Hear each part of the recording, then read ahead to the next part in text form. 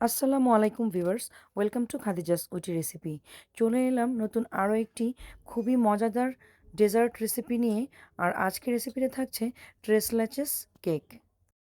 এই কেকটা খুবই সফট অ্যান্ড জুসি আর সার্ভ করার খুবই ইজি। তাই আপনারা যে কোনো অতিথি আপ্যায়নে খুবই সহজে এই কেক তৈরি করে নিতে পারেন। আর চাইলে ইজি ক্যারি করতে পারেন যখন তখন যেখানে সেখানে।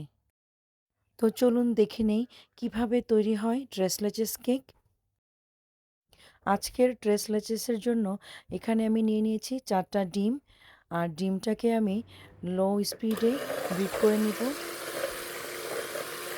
1 থেকে 1.5 মিনিট লো স্পিডে বিট করার পর এখন দিয়ে দিচ্ছি চিনি হাফ কাপ। আর চিনিটাকে একসাথে না দিয়ে 3 ধাপে অল্প অল্প করে মিক্সড করব আর বিট করতে থাকবো বিটারের মিডিয়াম স্পিডে। এভাবে বিট করতে করতে একটা সুন্দর ডিমের ফোম তৈরি করে নিব। প্রায় 7 থেকে 8 মিনিট বিট করার পর দেখুন ডিমের ম্যারাংটা রেডি হয়ে গিয়েছে। যখন দেখবেন ডিমের ম্যারাংটা অনেকটাই ফোমি হয়ে এসেছে আর ড্রপ পড়ার সাথে সাথে মিলে যাচ্ছে না, ভেসে থাকছে, বুঝতে হবে ডিমের ম্যারাংটা রেডি। এখন এখানে দিয়ে দিচ্ছি ভ্যানিলা এসেন্স 1 চা চামচ, দিয়ে আবারও 1 মিনিটের মতো বিট করে নিচ্ছি। এখন ড্রাই ইনগ্রেডিয়েন্টসগুলো সব ছেঁকে নেওয়ার পালা। আপনারা চাইলে এই কাজটা আগেই করে রেখে দিতে পারেন। এখানে ময়দা নিয়েছি 1 কাপ, গুঁড়া দুধ নিয়েছি 1 টেবিল চামচ, সেই সাথে বেকিং পাউডার নিয়েছি 1 চা চামচ আর লবণ দিচ্ছি সামান্য। এখন সবগুলো উপকরণ খুব ভালোভাবে ছেঁকে নিচ্ছি। এখন ছেঁকে রাখা যে ইনগ্রেডিয়েন্টসগুলো ছিল সেগুলো ডিমের ম্যারাঙে ধাপে ধাপে অ্যাড করে দিব। আর এই কাজটা আপনারা চাইলে স্প্যাচুলা দিয়েও করতে পারেন, আবার আমার মতো হ্যান্ড বিটারের সাহায্যেও করতে পারেন। আপনারা এই মিক্সিংটা খুব স্লোলি করবেন, না হলে ডিমের যে ম্যারাংটা সেটা বসে যেতে পারে। আমি ভিডিওর সুবিধার্থে এখানে ফাস্ট ফরওয়ার্ড করে দিয়েছি। কেকের ব্যাটার একদম রেডি, আর এর কনসিস্টেন্সি দেখেই আপনারা নিশ্চয়ই বুঝতে পারছেন। এখানে আমি একটা 8 ইঞ্চি মোল্ড নিয়ে নিয়েছি আর এতে বেকিং পেপার দিয়ে এখন দিয়ে দিচ্ছি কেকের ব্যাটারগুলো। এবার খুব ভালোভাবে ট্যাপ করে দিতে হবে, ভেতরে যেন কোনো বাবলস থেকে না যায়। আপনারা চাইলে এই কাজটা কাবাব কাঠি বা টুথপিকের সাহায্যেও করে নিতে পারেন। আজকের কেকটা আমি চুলায় বেক করে নিচ্ছি। আর শুরুতে আমি একটা প্যান প্রিহিট হতে দিয়েছি। এখন এতে মোল্ডটা বসিয়ে ঢাকনা দিয়ে ঢেকে ওয়েট করছি 30 থেকে 40 মিনিটের জন্য। চুলার আঁচ থাকবে লোতে।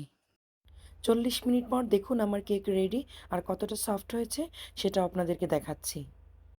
চুলা অফ করে দিলাম।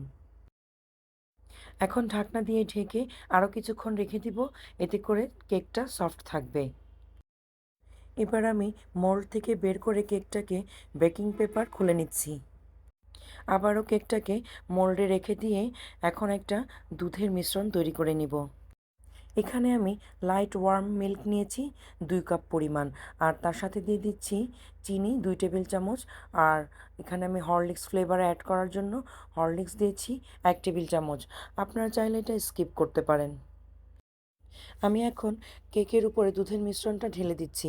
আর আপনারা চাইলে এই কাজটা এই ধাপে ফর্ক বা কাঁটা চামচ দিয়ে ছিদ্র করে তারপর দুধের মিশ্রণটা ঢেলে নিতে পারেন। তবে কেকটা অনেক সফট হয়েছে, যার জন্য আমি এটা স্কিপ করেছি। কেক সম্পূর্ণ দুধই সোক করে নিয়েছে। এখন আমি উপর থেকে হুইপ ক্রিম দিয়ে পছন্দ মতো সাজিয়ে নিচ্ছি। এ ধরনের কেক সাজাতে কোনো রকম ফিনিশিংয়ের প্রয়োজন হয় না, আর খুব সহজেই সাজিয়ে নেওয়া যায়। তাই এই কেকটা আমার খুবই পছন্দের। চটজলদি তৈরি করে নেওয়া যায় আর খেতেও অনেক সফট অ্যান্ড জুসি হয়। এখন আমি কেকটা আপনাদেরকে কেটে দেখাচ্ছি ভেতরটা কতটা পারফেক্ট সফট অ্যান্ড জুসি হয়েছে।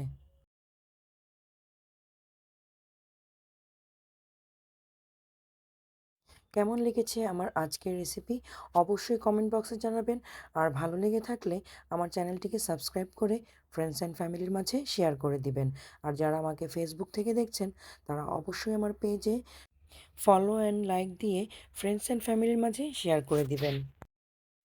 এতে করে আমার রেসিপিগুলো পৌঁছে যাবে আপনাদের কাছে। আজকের মতো এখানেই বিদায় নিচ্ছি। কথা হবে নতুন কোনো পর্বে, নতুন কোনো রেসিপি নিয়ে। সে পর্যন্ত সবাই ভালো থাকবেন, সুস্থ থাকবেন। খাদিজাস উইটি রেসিপির সাথেই থাকবেন। আল্লাহ হাফেজ।